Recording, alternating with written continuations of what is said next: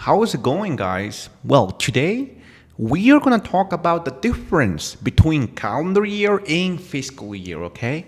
Now, it's very important to know that in accounting and taxes, there are two types of years. The first one is, of course, calendar year, and the second one is fiscal year. Now, I'm going to explain to you what they are in just a second. Now, the first one is calendar year. Now, their tax period follows the normal calendar year, which starts on when? On January 1st and ends on December 31st.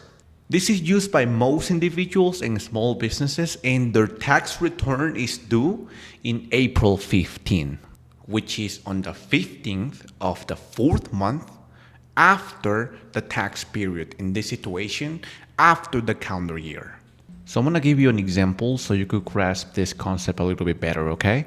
Now, for example, Pedro, okay? Pedro runs a law firm and he has clients throughout the entire year. There isn't a specific busy or slow season in his business. He's a lawyer, right? He has clients all throughout the year. There isn't a specific month where there are more lawsuits, right? Now, because of this, Pedro has chosen to use the calendar year as his tax period, which starts on, like I said before, January 1st and ends on December 31st.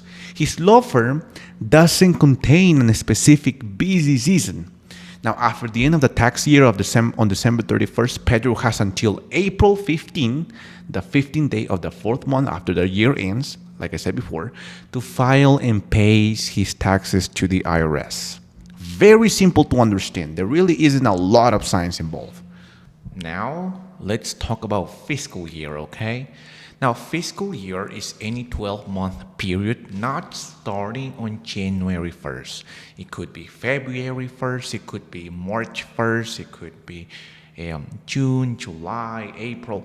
It doesn't really matter. A fiscal year does not start on January 1st.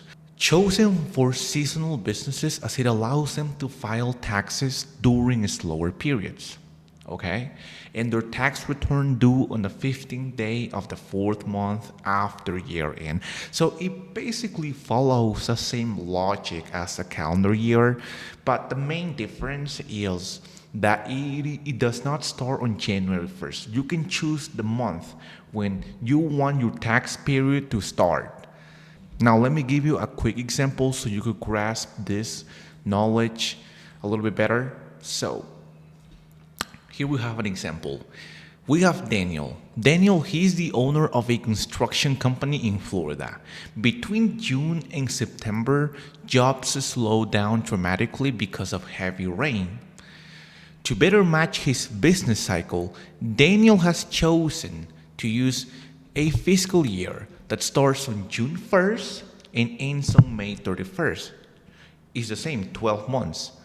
Because his tax year ends on May 31st, his tax return is going to be due on September 15th. So May, June, July, August, and September, and the 15th day of the fourth month. This allows Daniel to prepare and file his taxes during a slower season so he can focus on running his business during busier months. So which one should you choose?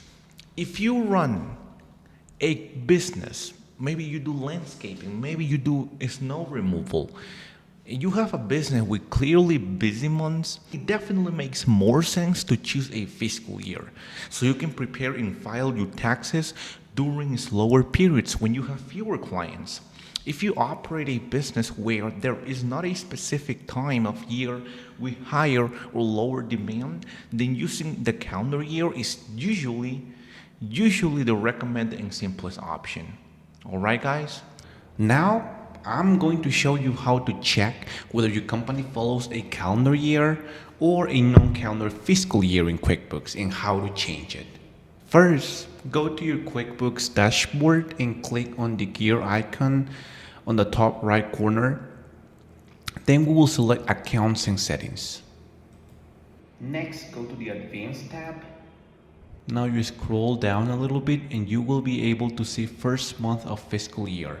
This basically determines whether your company, whether your books follows calendar year or fiscal year. Here in this situation, the company follows calendar year because it is set on January. But if you want, you can just change that. And that's it. That's how you check and change your fiscal year on QuickBooks. And that would be basically it, guys. I really hope you enjoy watching this video. I am gonna share this board, this mirror board, in the description, so you could just click on it and basically, read a little bit about this. And yes, that will be basically it. Thank you very much for watching this video, and take care, guys. I really appreciate it.